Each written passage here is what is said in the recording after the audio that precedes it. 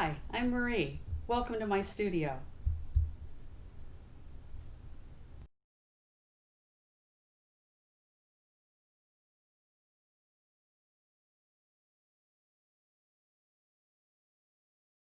Hi, this is Marie with Pacific Design Studio. Today I'm going to be demonstrating my scrollwork technique. Part of the thing you have to worry about is what size brush to use. I like to use a a round liner brush. This one's a little bit longer, this one's shorter. The advantage of the longer one is that it will hold more uh, liquid, so you will have longer strokes that will be easier to do.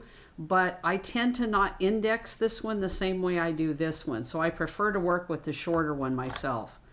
It just kind of depends on what you got used to. So scroll work should be fluid and an easy motion. Now people have said to me, isn't this hard to do? Well, not really.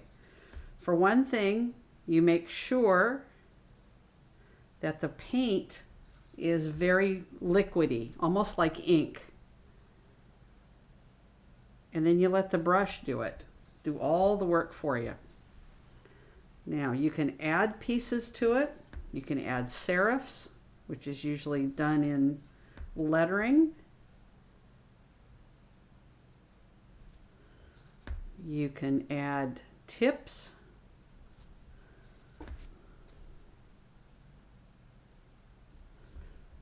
The hard part about this is if you run out of paint as you're doing a stroke and you have to go back over it. That's a hard part.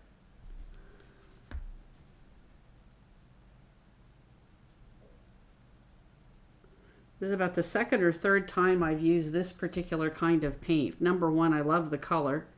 It's called Cobalt Blue, and this is in the cheap version, CHEEP, that Craft Warehouse sells. And I really like the color. It's very rich in pigment, and you almost can't get it to dilute because it's so thick and creamy. Also, I worked with it yesterday, and as it turned out, it was still wet 4 hours later. So it's a lasting paint. When you're doing scroll work, one of the things you have to ask yourself is, do you want thin lines? Do you want thick lines?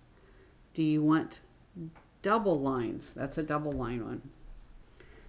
Can also go this way. Scroll work is one of those things that should make you happy, and if it doesn't, then either fix it or don't do it. I love adding scroll work to my flower paintings because I think it loosens it, it makes it a much softer look.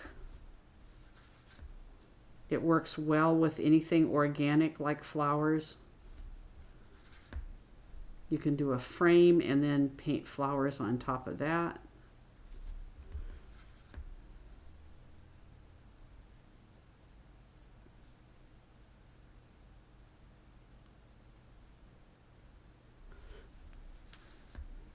Part of the problem I'm having right now is I'm used to having my work over here so I can be right over it, but somewhere between it not being in camera range and having my head in the way, you can't have both of those things going, so it changes the way that I actually do the scroll work.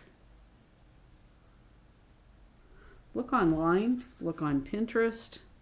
You will find lots of pieces, lots of different kinds of scroll work pieces. Look through it, see if it inspires you. I also make Victorian steampunk jewelry, so this whole soft repeating aesthetic is very pleasing to me. I love the shapes of scroll work. That S curve makes me happy.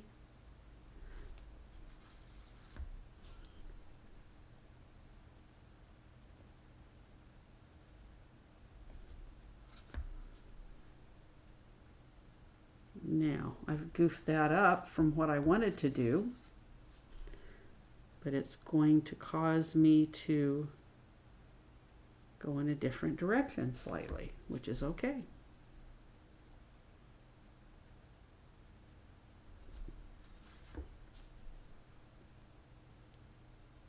You can see how this can be very, very relaxing. It's very zen.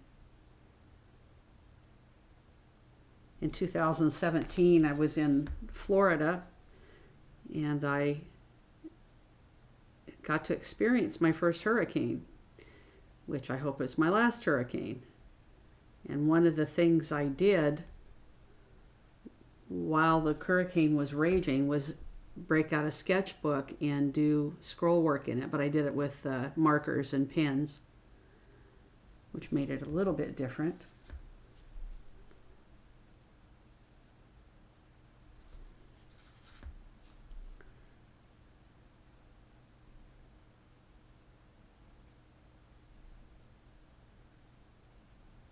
This is the thicker version rather than the thinner version. And again, it just depends on what you're wanting to do, where you're wanting to go with it, what you're decorating it with. Is this going to be the main part, or is this going to be just a decorative section? Do you want it to take away from your main piece? Do you want it to add to your main piece? Do you want it to just be lacy and decorative?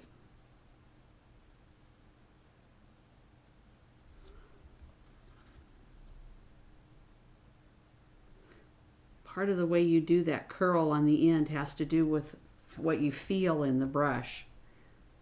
You'll feel it go around. There's some tension there. You let it turn, and then it becomes a nice curlicue. So this is one of those things that takes a lot of practice to be particularly comfortable with it. I'm not sure I'm even particularly comfortable with it, even though I've done quite a lot of it. It just takes time and practice. You can then take a dotting tool, a stylus, and you can add dots to it if you want to.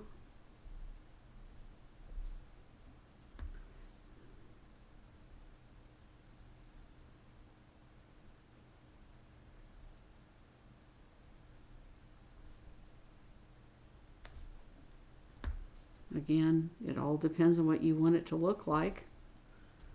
That's the beauty of working at this in your world.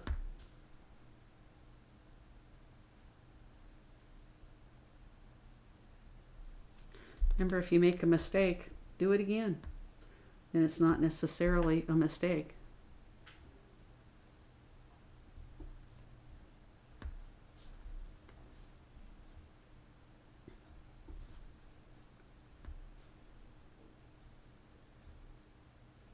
I'm sure great painters did that a lot. We just didn't know it.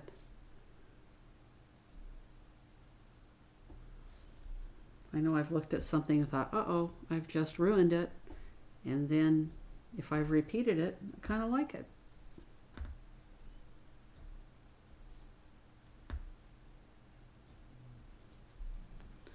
All different types of scroll work, all different types of brush work. You can do this with a much larger brush and make thicker ones like this, just the same way I've done the thinner ones actually. Okay, that's it for today. Be sure to like the video down below, subscribe, and go to my shop at pacificdesignstudio.etsy.com to look at what I sell online. And that'll do it for today. Thanks for watching. Bye.